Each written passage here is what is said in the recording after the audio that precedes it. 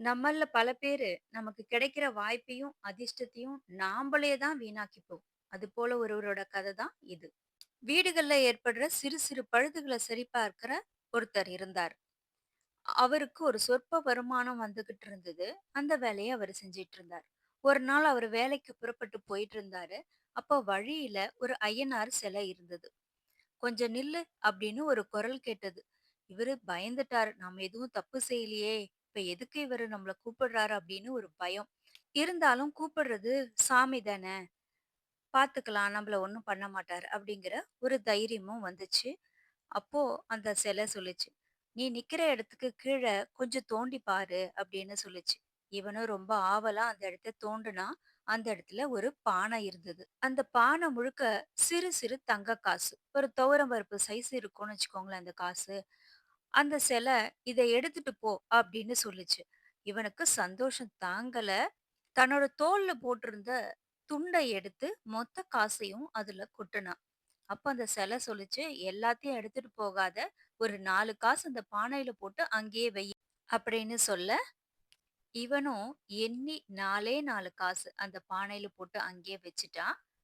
அன்னைக்கு ஏற்கனவே அந்த வேலைய செய்யறதா ஒத்துக்கிட்டதுனால, வேற வழி இல்லாம அந்த வீட்டுக்கு வேலை செய்ய போனான். அங்க ஓடுகள பழுது பார்த்து, ஓடுகள மாத்துற வேலை. அந்த மூட்டைய எடுத்து உத்தரத்துல தொங்க விட்டுட்டு, ஓட்டு மேல ஏறிட்டான் பழுது பார்க்கறதுக்காக. அந்த வீட்டு அம்மா சமையலுக்கு பருப்பு இல்லன்னு கடைக்கு கிளம்புனாங்க அப்போ. உத்தரத்துல தொங்கிட்டு இருந்த அந்த மூட்டைய பார்த்தாங்க. "மூட்டையில என்ன இருக்கு?" அப்படின்னு அவன்ட்ட கேட்டாங்க. அவன், "ஒண்ணும் இல்லம்மா, வீட்டுக்கு கொஞ்சம் துவரம் பருப்பு வாங்கிட்டு போறேன்" அப்படின்னு சொன்னான்.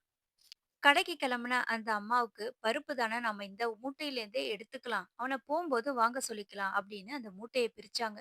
பிரிச்சு இருந்தத பார்த்த உடனே அவங்களுக்கு சந்தோஷம். உடனே ஒரு யோசனை.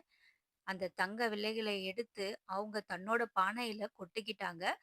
துவரம் பருப்பு கடையிலேருந்து வாங்கிட்டு வந்து அந்த மூட்டையில கொட்டி, கட்டி அதே இடத்துல வச்சுட்டாங்க.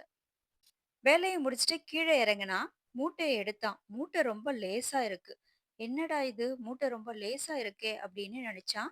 மூட்டைய பிரிச்சு பார்த்தான். பிரிச்சு பார்த்தவனுக்கு ஒரே அதிர்ச்சி. உள்ள முழுக்க துவரம் பருப்பா இருந்தது. அந்த அம்மா கிட்ட கேட்டான். "அம்மா, இதுல ஏதாவது தங்க காசு பார்த்தீங்களா?" அப்படின்னு கேட்டான். அவங்க, "என்னப்பா, உனக்கு என்ன பைத்தியம் ஏதாவது புடிச்சிருக்கா?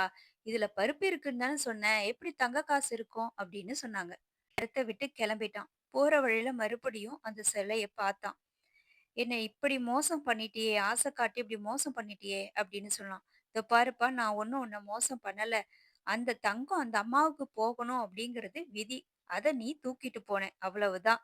கவலைப்படாத. உனக்கு கிடைக்க வேண்டியது அந்த பானையில இருக்கு. எடுத்துட்டு போ" அப்படின்னு சொல்லித்து அந்த சிலை. ஓடி போய் அந்த பானைய எடுத்தான். அதுல காலையில அவன் போட்டு வச்ச அந்த 4 காசு மட்டும் இருந்தது. அவனே நொந்துக்கிட்டான். "தரித்திர புத்தி நமக்கு! அப்பவே கொஞ்சம் நெறைய அள்ளி போட்டிருக்க கூடாதா?" அப்படின்னு தன்னையே நொந்துட்டு அந்த இடத்த விட்டு கிளம்பிட்டான்.